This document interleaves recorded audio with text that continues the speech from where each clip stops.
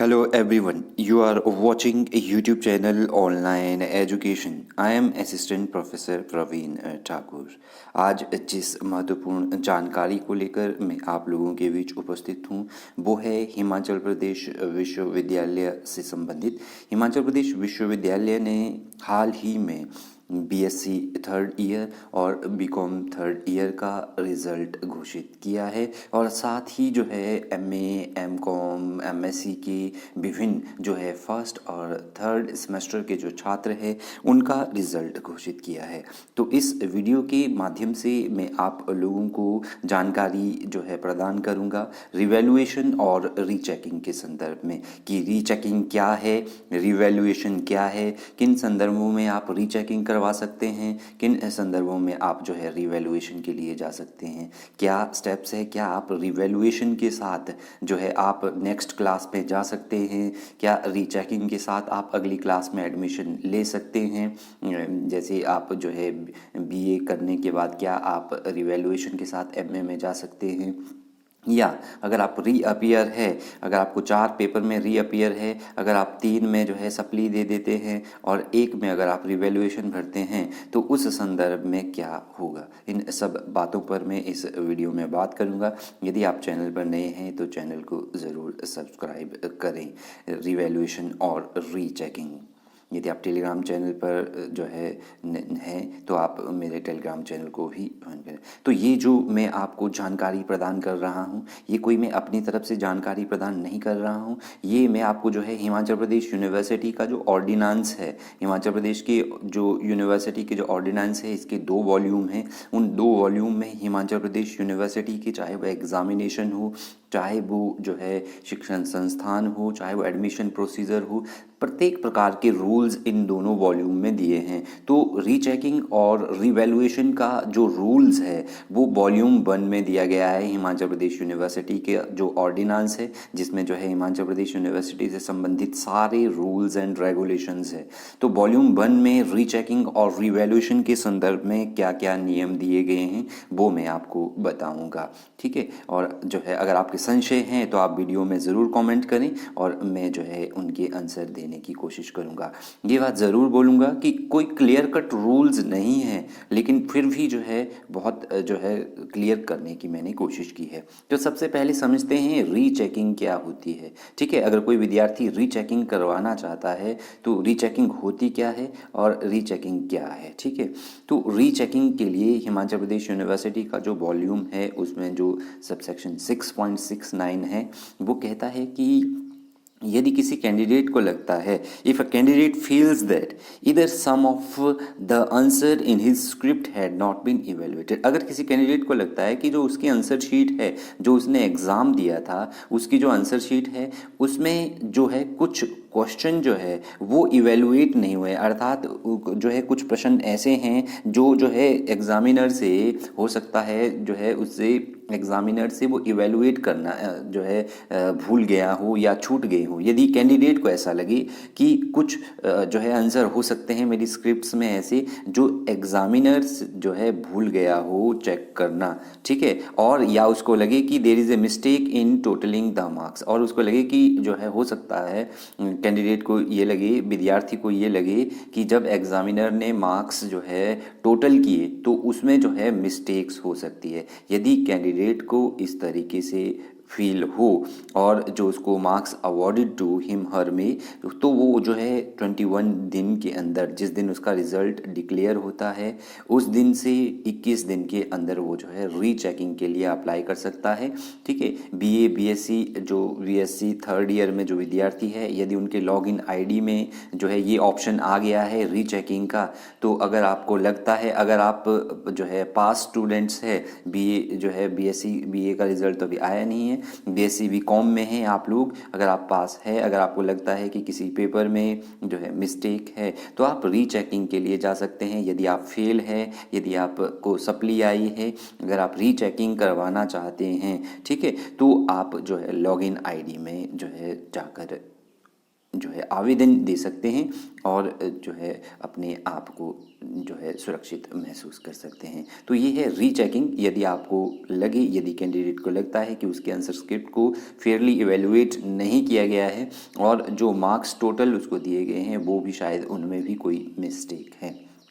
अब बात करते हैं रिवैल्यूएशन की। तो रिवैल्यूएशन का जो कॉन्टेक्स्ट दिया गया है, हिमाचल प्रदेश यूनिवर्सिटी का जो ऑर्डिनेंस है उसका जो सेक्शन 6.70 है उसमें कहा गया है कि if a candidate feels that his script has not been fairly evaluated, ठीक है, यदि किसी कैंडिडेट को लगता है कि उसकी जो आंसर स्क्रिप्ट्स है, उसने जो एग्ज़ाम दिया था, वो जो उसका पेपर है उसको जो है फेयरली इवेलुएट नहीं किया गया है एग्जामिनर के द्वारा, जितने मार्क्स जो है कैंडिडेट को मिलने चाहिए थे उतने जो है कैंडिडेट को मार्क्स नहीं मिले हैं, ठीक है। बहुत सारे विद्यार्थियों की ये शिकायत है बीएससी बीकॉम थर्ड ईयर से, उनको लगता है कि उन्होंने एग्ज़ाम बहुत अच्छा दिया था लेकिन उनको मार्क्स वैसे नहीं मिले हैं। अगर वो फुली कॉन्फिडेंट है, उन्होंने जो है एग्ज़ाम अच्छा दिया था, तो उनके पास जो है एक अधिकार है, वो रिवैल्यूएशन के लिए जा सकते हैं। लेकिन जिस दिन आपका रिज़ल्ट जो है डिक्लेयर होगा उससे जो है 21 दिनों के अंदर अंदर आपने अपनी लॉगिन आईडी में जाकर, अगर आपको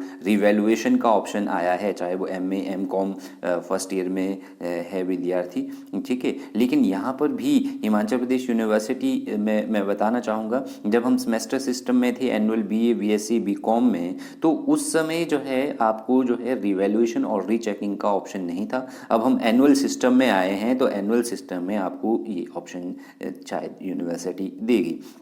और एमकॉम के लिए रीअपीयर का ऑप्शन है, रीचेकिंग का ऑप्शन जो है आप अपने लॉगिन आईडी में देख लें, ठीक है। तो जिस कैंडिडेट का रिज़ल्ट जो है, अगर मान लो कोई कैंडिडेट ऐसा है उसका रिज़ल्ट जो है अभी डिक्लेयर नहीं हुआ है, ठीक है, जैसे उसको जो है RLA आया है, result late due to award, या हो सकता है उसको RLE आया हो, ठीक है। अगर जो है किसी के मार्क्स अपडेट ना हुए हो, किसी स्टूडेंट के उसका पूरा रिजल्ट नहीं आया है, तो यदि कोई ऐसा कैंडिडेट है और वो जो है रीअपीयर या रीवैल्यूएशन अगर वो रीचेकिंग और रीवैल्यूएशन भरना चाहता है, तो जिस दिन उसका रिजल्ट आ जाता है, ठीक है, a candidate whose result is declared late, जिसका जो है रिजल्ट जो है लेट आता है ऑन अकाउंट ऑफ अवार्ड, कि उसके अवार्ड जो है यूनिवर्सिटी नहीं पहुंचे थे या पोर्टल पर अपडेट नहीं हुए थे, तो जिस दिन उस कैंडिडेट का रिजल्ट आ जाएगा और अगर उसको जो है लगता है कि उसकी आंसर स्क्रिप्ट फेयरली इवेलुएट नहीं की है, तो वो रिवैल्यूएशन के लिए जा सकता है, ठीक है, वो रिवैल्यूएशन कर सकता है। अब बहुत सारे विद्यार्थी ये पूछते हैं कि मुझे जो है 4 पेपर में जो है मैं फेल हो गया हूँ, तो 4 पेपर में फेल होने का अर्थ है आपको सारे के सारे एग्ज़ाम फिर से देने पड़ेंगे, ठीक है। अब सारे के सारे एग्ज़ाम देने पड़ेंगे, आप रिवैल्यूएशन करा सकते हैं, लेकिन अगर आपने 4, मान लो आपके पास कुल पेपर 8 है एक साल में, आपने 8 में से जो है, वैसे तो आप सब में रिवैल्यूएशन करवा सकते हैं, ठीक है, लेकिन अगर आप रिवैल्यूएशन करवाने के बाद 4 में जो है क्या हो जाते हैं, पास हो जाते हैं, और 4 में अगर आप रीअपीयर भर देते हैं, लेकिन ठीक है, तो रीअपीयर वाले में अगर पास हो गई तो ठीक है, लेकिन अगर 4 में से जितने में आप रहेंगे, ठीक है, जितने आपकी रिवैल्यूएशन के बाद बचेंगे वो आपको फिर से देने होंगे, ठीक है। तो एक तो कंटेक्स्ट ये बनता है, यदि किसी को सप्ली आई है, ठीक है, उसको 2 पेपर में फेल हुआ है, अगर एक में वो जो है क्या कर देता है, एक में रिवैल्यूएशन कर देता है वो, और एक में वो जो है सप्ली के लिए रीअपीयर होता है, तो उस अवस्था में अगर रीअपीयर में पास हो जाता है और रिवैल्यूएशन में सेम मार्क्स रहते हैं, तो उसको फिर से वो रीअपीयर का पेपर देना पड़ेगा। इसमें होगा क्या, उसका टाइम प्रोसेस जो है कंज्यूम होगा, उसका टाइम जो है ज़्यादा लगेगा, जहाँ पर जो है रीअपीयर का रिजल्ट उसका जो है निकल जाना था, उसके बाद उसने एलिजिबल हो जाना था नेक्स्ट क्लास के लिए, अब जो है उसकी रीअपीयर जो तो क्लियर होगी, लेकिन रिवैल्यूएशन में उसके मार्क्स नहीं बढ़े या वो पास नहीं हुआ, तो उस अवस्था में उसको और टाइम देना पड़ेगा फिर रीअपीयर के लिए। तो सोच समझ कर आप रिवैल्यूएशन के ऑप्शन के लिए जाएँ, अपने सारे ऑप्शन देख लें। तो यदि किसी कैंडिडेट का रिजल्ट लेट है तो उसके लिए भी राइट है, वो भी जो है रिवैल्यूएशन भर सकता है, ठीक है। अब जो है जब आपकी आंसर स्क्रिप्ट को रिवैल्यूएट किया जाता है, तो कौन आपकी जो है आंसर स्क्रिप्ट को रिवैल्यूएट करेगा। बहुत सारे विद्यार्थी ये भी प्रश्न पूछते हैं कि रिवैल्यूएशन जो है कैसे होगा। तो जब मान लो ए कैंडिडेट की जो स्क्रिप्ट है वो पहले जो है सी जो है एग्जामिनर ने किया है, ठीक है। लेकिन जब दूसरी बार आप रिवैल्यूएशन भरेंगे तो अब जो है ये सी जो एग्जामिनर है ये आपकी जो आंसर शीट है उसको इवेलुएट नहीं करेगा, बल्कि यूनिवर्सिटी जो है डी कैंडिडेट को जो है डी एग्जामिनर को इस बार जो है आपकी जो रिवैल्यूएशन आंसर शीट है उसको भेजेगा। तो लिखा है कि examiner other than one who had originally evaluated will reevaluate the script and जो है average to award shall be final award. तो examiner other than the one who had originate evaluated, तो जिसने आपका ओरिजिनली जो है वो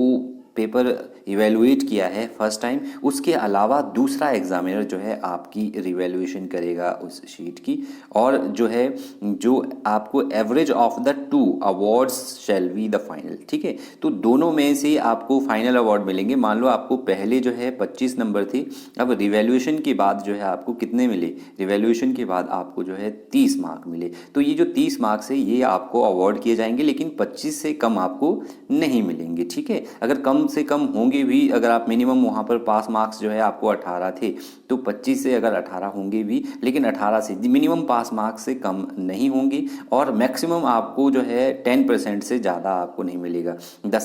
जो script shall be referred to the third examiner in case of variation increase decrease, यदि जो है बहुत ज़्यादा अधिक इंक्रीज हो जाए डिक्रीज हो जाए, उस अवस्था में जो है थर्ड एग्जामिनर को आपकी आंसर शीट जो है क्या की जाएगी, पास की जाएगी। और जो है आपको 10% जो टोटल है टू अवार्ड का जो है एवरेज जो है two higher award out of 3 जो है shall be the final award. तो अगर आपकी फर्स्ट आपकी ओरिजिनल कॉपी चेक हुई थी, सेकंड जो है दूसरे एग्जामिनर ने की, अब जो है दूसरे एग्जामिनर की इंक्रीज और डिक्रीज के आधार पर तीसरे एग्जामिनर के पास चला गया, तो जो आपको टोटल मिलेगा वो 10% जो है दोनों अवार्ड का एवरेज जो है आपको मिलेगा। तो उस अवस्था में जो है रिवैल्यूएशन के लिए ये जो है आपको बोला गया है। ठीक है, अब ये भी साथ में बताया गया है कि the score of revaluation subject to para जो है below shall supersede the original score provided that in case the candidate securing pass or more marks on or original evaluation. तो बोलते हैं कि कैंडिडेट को वो मार्क्स तब दिए जाएंगे यदि कैंडिडेट जो है पास मार्क्स जो है सिक्योरिंग पास मार्क्स और वो जो है ओरिजिनल इवेल्युएशन से जो है उससे अधिक अगर अंक लेता है, तो वो पेपर जो है उसको जो है वो मार्क्स उसको अवार्ड किए जाएंगे। ठीक है, और ये भी साथ में कहा गया है कि यदि कोई कैंडिडेट जो है रिवैल्यूएशन के लिए अप्लाई करता है, a candidate who apply for revaluation shall not be entitled to claim any retrospective benefits such as admission, promotion to any course, class, eligibility to sit medical college entrance test or the grant of scholarship, freeship medal etcetera. तो यदि कोई candidate revaluation के लिए जो है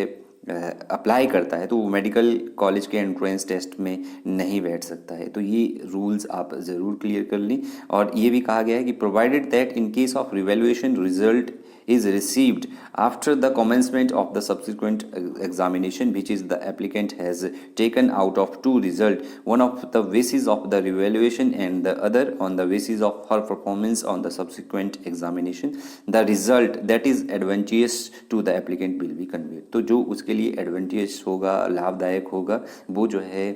candidate को दिया जाएगा। इसके अलावा बहुत सारे क्वेश्चन हैं विद्यार्थियों के रिवैल्यूएशन पर, बहुत सारे रूल्स जो है ऑर्डिनेंस में भी जो है क्लियर नहीं है। तो आप जो है किसी अनुभवी अध्यापक से पूछें, अपने अनुभवी टीचर से पूछें, ताकि आपको जो है सही रास्ता मिले। आप रिवैल्यूएशन के साथ आप रीअपियर के लिए जा सकते हैं, लेकिन जो भी आप स्टेप लें आप ध्यान से लें और अच्छे से पढ़ें।